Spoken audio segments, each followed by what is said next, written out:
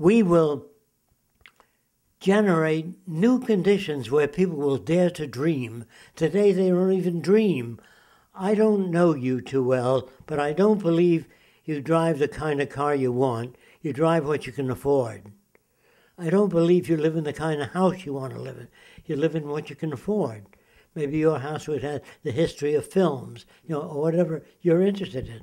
The kind of future we want to make is that every house is designed to meet human needs, and it fulfills the widest ambitions. So if you're an artist or painter or writer or film collector or anthropologist, your house will serve your interest. Why do we do that? Free, by the way. All the equipment in your house would be free. We do it because the smarter you are, the richer the world. Every person kept from education hurts the world. I'm not talking about conventional education. I'm sure you understand that by now. Okay, that's more propaganda than education. The reason I don't speak at most universities is they depend on support from the establishment. And if I attack this establishment, who the hell's going to support the university? The same with television and radio. The reason I'm not on most television shows is because they depend on automobile companies, the drug companies that pay for their time on the air. So they can't be truthful. They can't be honest. Would they like to be? Perhaps they would, but they can't afford it. Some people can't afford to be decent. Do you understand what I'm saying? Very much so. Now, the world I'm talking about has no prostitution. You can't sell drugs because there's no money anymore. You can go to the Access Center and access anything you want. It's cheaper to give things to people than put them in prison. If it costs $50,000 a year to keep a kid in prison, he doesn't come out any better, or an adult. Isn't it cheaper to make things available to people? Take 10 kids in prison, that's a lot of money. And if you had a center in your city where people can access a wristwatch, whatever they want, give it to them. That's the end of most crimes. Now there's such a thing as serial killers, different types of crimes. What we do is nip that in the bud in school. During the early stages of development is when that happens. So I want to try to make this very clear. It's very important that you listen carefully, not get angry. If you are brought up in the Deep South, an uneducated region, you're going to speak with a Southern accent. I don't care what nationality you were. You're going to speak with a Southern accent, and you're going to reflect the culture around you. You're going to say, I'm going to give me a nigger, I'm going to kick his ass in. Facial expressions, manner, all learned from the community. And they tell you we're individuals. We reflect our culture and subgroup. If you don't understand me, talk to a Frenchman. He speaks English with a French accent. Germans use their hands a lot. So you see, go to Italy and say, Americano. That's all picked up from the environment. There is no Italian nature. There's no human nature. If you are brought up by an Eskimo family or the headhunters of the Amazon as a baby, if you never saw anything else, you'd be a headhunter. And if I said to you, doesn't it bother you to have 10 shrunken heads in your hut? He says, yes, my brother has 20. So is he a bad guy? No, that's where he's coming from. If you were brought up in Nazi Germany as a baby, all you see is Heil Hitler, Deutschland über alles, Germany above all.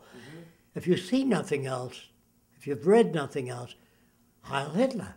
Is he bad? No. He's a victim of culture. So we don't hate anybody because everybody is perfectly well adjusted where they're coming from.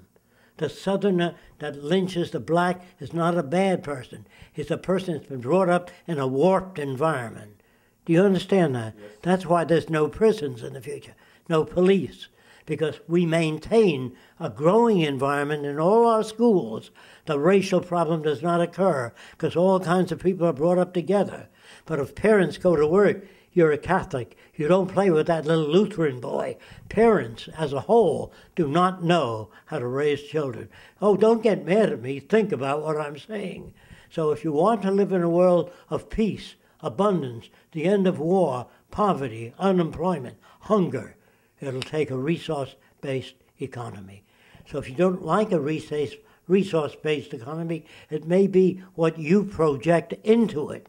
There's not a group of technical people that say, you will work in Area D, you, Area K. That's what they picture. They get that from Hollywood, where the robots walk over and choke people. All these movies on the future are hostile.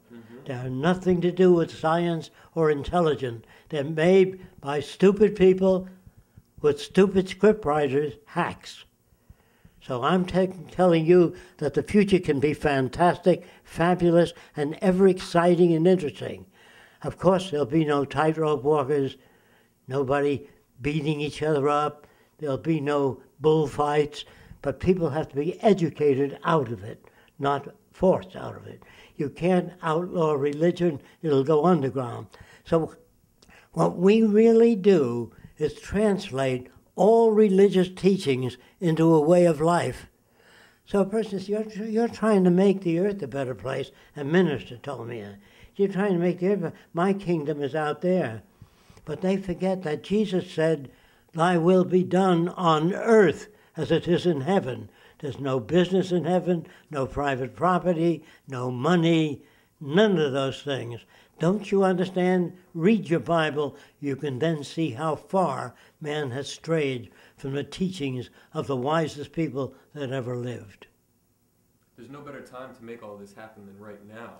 I mean, we can't say, oh, this is going to happen in the future and this and that. It's like, well, if we want to see it in the future, then we have to be taking steps right now. The way I see the nature of people, like, have you seen the Alex Jones rebuttal to your whole Zeitgeist thing? It was like 3 videos on YouTube. Did you get a chance to see it? Yes. What did you think of that? Well, look, first of all, it might run an hour, hour and a half, where normal people were conditioned for 30, 40 years to a certain value system. So instead of equal time, which is stupid, if you go in, if I'm given equal time to a priest in a Catholic church, 1 hour each, he will win. Because people are already conditioned to that point of view. Right. So I need a month and a half to his hour. Right, I got you. And then it would be equal time. So they don't even know how to run a debate or discussion. Mm-hmm. So I'm trying to tell you something. The real question you're trying to ask, okay, all that may be true. How do we get from here to there? We get from here to there. The system has to break down. People have to lose confidence in the people they elected. Then they have to look for something new. But they don't know what to look for. That's why we want to make a major motion picture that shows how to get from here to there. It's too difficult for me to describe in this short time all the detail. But I did tell you, I joined the Klan, I joined the White Citizens Council. I met with people that believe the earth is flat, and I turned them around. Now, somebody said to me, do you believe in love? I said, what do you mean by love? And you get all these different interpretations. So he said, do you love your mother? I said, in what area? He didn't understand what that meant. My mother was a racist and a bigot, but she was nice to me, so I didn't love her in that area. Mm-hmm. So let's examine love. It's kind of a stupid word. Do you like everything you've ever done in your life? Mm-hmm. Do you? No, of course. Okay. If you live with a duplicate of yourself, how long will you be together? Right. You know what I'm getting? So sometimes you love yourself, sometimes you don't.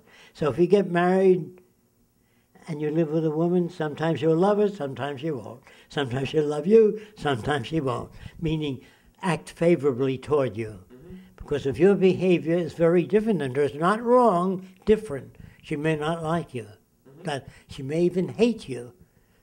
So you say, what happened to love? Well, there's no such thing. It's a fluctuating thing.